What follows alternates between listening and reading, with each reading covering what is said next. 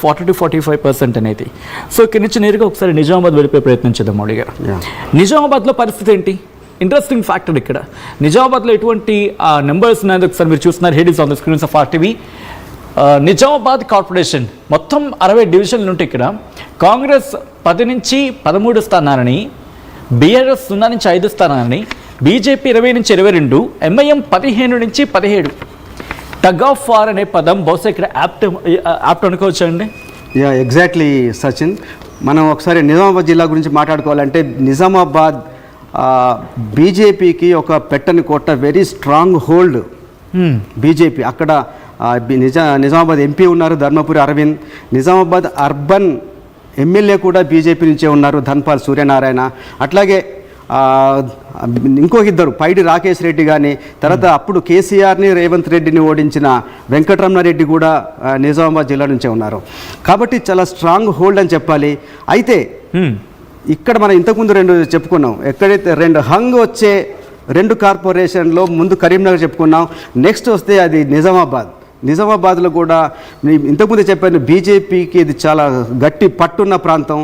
ఒకసారి గతంలో చూస్తే బీజేపీకి 28 సీట్లు వచ్చినాయి. ఒక్కసారి ఇప్పుడు ఆ నంబర్ ఇప్పుడు చూద్దాం. బీజేపీకి ఇప్పటికి కూడా 20 నుంచి 22, అంటే మెజారిటీ సీట్లన్నీ కూడా మళ్ళీ బీజేపీ ఖాతాలోకి వెళ్తున్నాయి. హైయెస్ట్ సీట్లు కూడా 20 నుంచి 22 బీజేపీ ఖాతాలోకి వెళ్తున్నాయి. కాంగ్రెస్కు 10 నుంచి 13 మాత్రమే వెళ్తున్నాయి. అప్పుడు కాంగ్రెస్కి అంతకుముందు గతంలో 2020లో కేవలం 2 సీట్లు మాత్రమే ఉండేది. 2 నుంచి ఇప్పుడు 10కి పెరుగుతున్నాయి. మినిమం 10 వస్తాయి, మ్యాక్సిమం హైయెస్ట్లో 13 వస్తాయి. బీజేపీ ఇప్పటికీ అంటే దాన్ని గతంతో పోల్చినప్పుడు బీజేపీ నంబర్ వాటికి సంబంధించిన ఓట్ల సంఖ్య తగ్గబోతోంది. అయినా కూడా ఇప్పటికీ అతిపెద్ద పార్టీగా బీజేపీ ఉండబోతోంది. అక్కడ చూస్తే ఒకసారి టోటల్ డివిజన్స్ 60 అయినప్పుడు అక్కడ మ్యాజిక్ ఫిగర్ 31 రావడానికి 20-22 మధ్యలో ఉన్న బీజేపీకి చాలా అది అసాధ్యమని చెప్పాలి. ఎందుకంటే లాస్ట్ టైం 28 సీట్లు వచ్చినా కూడా అక్కడ మేయర్ పీఠాన్ని దక్కించుకోలేకపోయింది. కాబట్టి ఈసారి అతిపెద్ద పార్టీగా అవతరించినా కూడా మేయర్ పీఠాన్ని దక్కడం కష్టంగానే ఉంది. ఇక్కడ అయితే చెప్పాలంటే కాంగ్రెస్ మేయర్ పీఠాన్ని దక్కించుకునే అవకాశం చాలా క్లియర్ కనిపిస్తుంది. దానికి ప్రధాన కారణం కాంగ్రెస్తో పాటు MIM. గతంలో MIM BRSతో జతకట్టి అక్కడ మేయర్ పీఠాన్ని కూర్చోడానికి సహకరించిన MIM ఇప్పుడు ఈసారి కాంగ్రెస్తో జతకట్టే అవకాశం ఉంది. కాబట్టి ఈ రెండు కలిసిన తర్వాత కూడా ఇంకొంత మెజారిటీ తగ్గుతుంది. అవును, కూడా అక్కడ అట్లీస్ట్ 13 అనుకున్నా ఇక్కడ 17 అనుకున్నా 30కి వచ్చి ఆగుతాయి. అక్కడ 30కి వచ్చి ఆగుతాయి. బట్ ఇంకొకటి కావాలంటే బహుశా వాళ్ళు అదర్స్ నుంచి కానీ లేకపోతే బహుశా BRS నుంచి కానీ ఎక్స్పెక్ట్ చేయాలేమో. ఖచ్చితంగా అదర్స్ నుంచి 1-2 గెలిచినా కూడా ఖచ్చితంగా అక్కడ వాళ్ళు అధికారాన్ని అయితే చేజిక్కించుకునే అవకాశం కనిపిస్తోంది. లేదంటే ఇంతకుముందు మనం చెప్పుకున్నట్టు కాంగ్రెస్ BRS ఇప్పటికి కూడా ఆ హంగు పరిస్థితి కంటిన్యూ అవుతోంది. ఒక్క సీటు అటు ఇటు అయినా కూడా అక్కడ మేయర్ పీఠం తారుమారయ్యే పరిస్థితి చాలా స్పష్టంగా కనిపిస్తోంది. అయితే ఒక వైపు చూసినప్పుడు బీజేపీతో అటు BRS కానీ ఇటు MIM కానీ కలిసి వచ్చే అవకాశం లేదు. కాబట్టి కాంగ్రెస్ MIM కలిసే అవకాశాలు చాలా స్పష్టంగా ఉన్నాయి. కాబట్టి అధికారానికి కావాల్సిన నంబర్ ఆ 31కి చాలా క్లోజ్గా నియర్గా వచ్చేది మాత్రం కాంగ్రెస్ MIM కూటమి మాత్రమే చాలా క్లోజ్గా ఉంది. వారికే చాలా స్పష్టమైన అవకాశాలు కనిపిస్తున్నాయి. BRS నుంచి కావచ్చు లేదా ఇండిపెండెన్స్ ఎవరన్నా గెలిస్తే అందులోంచి 1-2 సీట్లు కూడా వీళ్ళు తీసుకోగలిగితే కాంగ్రెస్ MIM కూటమికి మేయర్ పీఠం దక్కే అవకాశం స్పష్టంగా ఉంది. సచిన్. ఓకే, సో నాకు ఎందుకో ఒక మాట గుర్తొస్తూ ఉంటుంది. దాదాపుగా అంత మెజారిటీ కనిపించినప్పటికీ కూడా మేయర్ పీఠాన్ని వాళ్ళు కైవసం చేస్తున్న అవకాశాలు ఎక్కడ కనిపించట్లేదు బీజేపీ విషయంలో. ఒకవేళ హైయెస్ట్గా 22కి వెళ్ళినా కూడా ఒకసారి గ్రౌండ్ లెవెల్కి వెళ్ళిపోయే ప్రయత్నం చేద్దాం మోడీ గారు. గంగారెడ్డి అప్డేట్స్ అందించేందుకు సిద్ధంగా ఉన్నారు. ఒకసారి గంగారెడ్డి దగ్గరికి వెళ్ళే ప్రయత్నం చేస్తాను.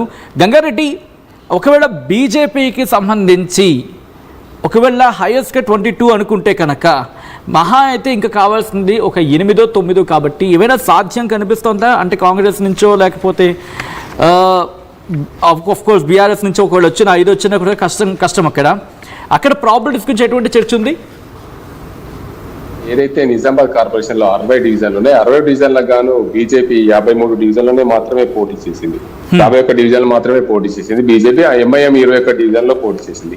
కాంగ్రెస్ మాత్రం పూర్తిగా 60 డివిజన్లో పోటీ చేసిన పరిస్థితి ఉంది. బీఆర్ఎస్ 53 డివిజన్లు మాత్రమే పోటీ చేసిన పరిస్థితులు ఉన్నాయి. మొత్తానికి నిజామాబాద్ కార్పొరేషన్ అయితే ప్రధానంగా గతంలో చూసుకుంటే 28 డివిజన్లు సింగిల్ లార్జెస్ట్ పార్టీగా బీజేపీ గెలుచుకున్నప్పుడు ఈసారి కూడా సింగిల్ లార్జెస్ట్ పార్టీగా బీజేపీ ఉండబోతుంది. కానీ అధికారాన్ని మాత్రం చేజిక్కించుకోలేకపోతుంది. ఎందుకంటే గతంలో బీఆర్ఎస్ తో పొత్తు పెట్టుకున్న ఎంఐఎం ఈసారి ఖచ్చితంగా కాంగ్రెస్ తో పొత్తు పెట్టుకొని డిప్యూటీ మేయర్ కోసం ఆశలు పెట్టుకున్న పరిస్థితి నెలకొంది. మొత్తానికి నిజామాబాద్ జిల్లా కార్పొరేషన్ లో చూసుకుంటే ఈ రోజు ప్రధానంగా కాంగ్రెస్ కు 13 సీట్లు వచ్చే అవకాశం, బీజేపీకి 22, అదేవిధంగా ఎంఐఎం కు 17 నుంచి 18 సీట్లు వచ్చే అవకాశాలు ఉన్న నేపథ్యంలో బీఆర్ఎస్ కు 5 సీట్లు వస్తే, ఇండిపెండెంట్ కు 1 లేదా 2 వచ్చే అవకాశాలు ఉన్న నేపథ్యం పూర్తి స్థాయిలో ఏదైతే ఈ నిజామాబాద్ కార్పొరేషన్ సంబంధించి ఎట్టకేలకు రాత్రికి రాత్రి ఏమైనా జిమ్మికి జరిగితే తప్ప బీజేపీ అధికారం చేజిక్కించుకోలేదు. బీఆర్ఎస్ అయితే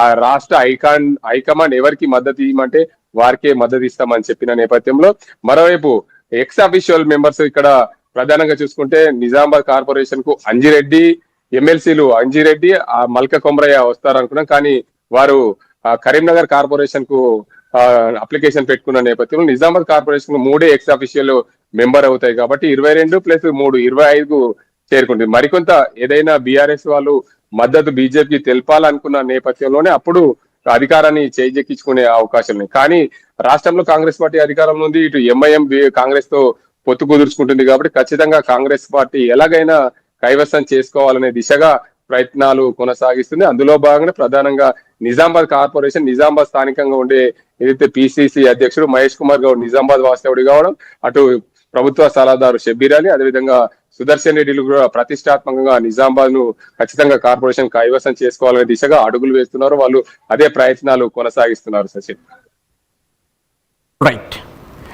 సో నిజామాబాద్కి సంబంధించి ఆ డీటెయిల్స్ అలా ఉన్నాయి. మాట్లాడుకున్నట్టుగా మౌలి గారు మీరు చెప్పినట్టుగా దాదాపుగా గ్రౌండ్లో కూడా అటు